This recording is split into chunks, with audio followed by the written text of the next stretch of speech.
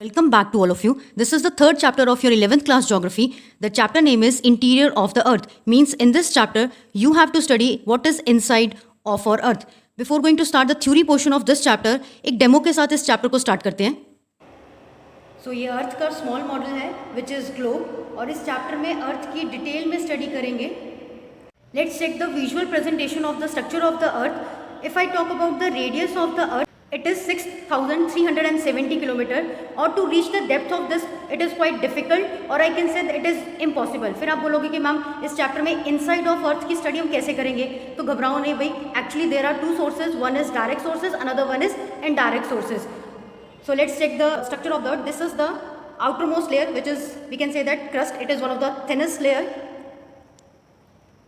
Then beyond this crust layer, we are having one layer that is inner mantle, or we can say that it is asthenosphere.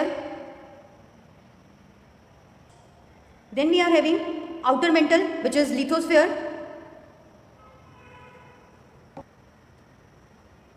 Next layer, we are having mantle, which is quite important layer.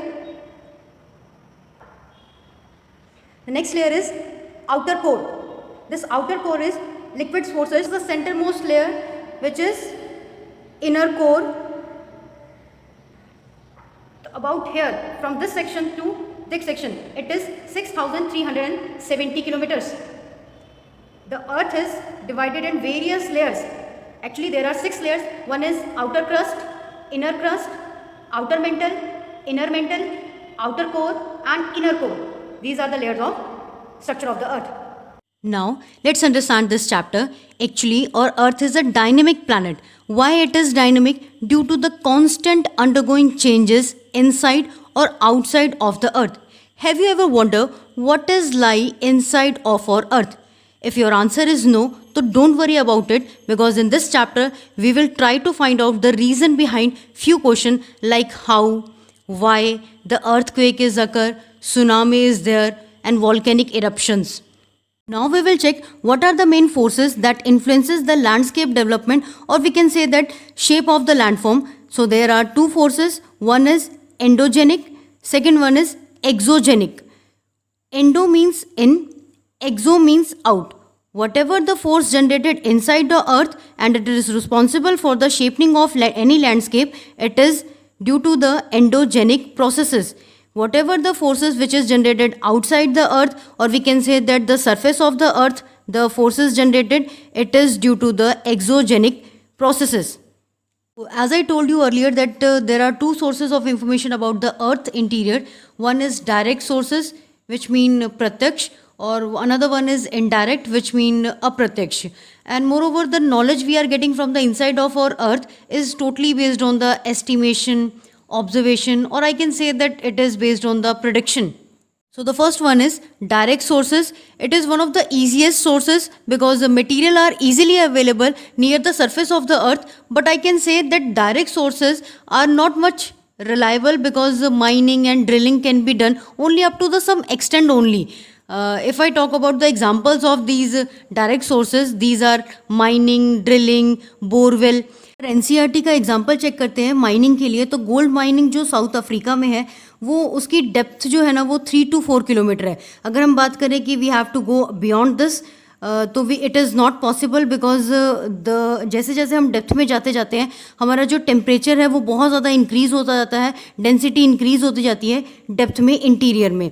और वहीं अगर हम बात करें drilling का example में, तो Arctic ocean है हमारे पास में, तो वहाँ पे आर्कटिक ओशन में हमारे पास में 12 किलोमीटर जो डेप्थ है वहाँ तक हम लोग ड्रिलिंग कर चुके हैं. और एक पर्टिकुलर जगह है जहाँ पे Kola, at Kola we drilled up to 12 kilometre.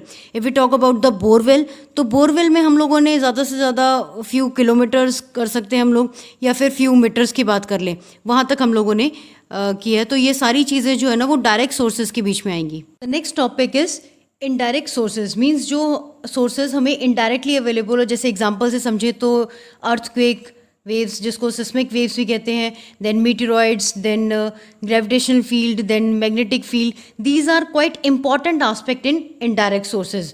और moreover we can say that the seismic waves suggested that there are 3 layers of the earth, that is crust, mantle, core.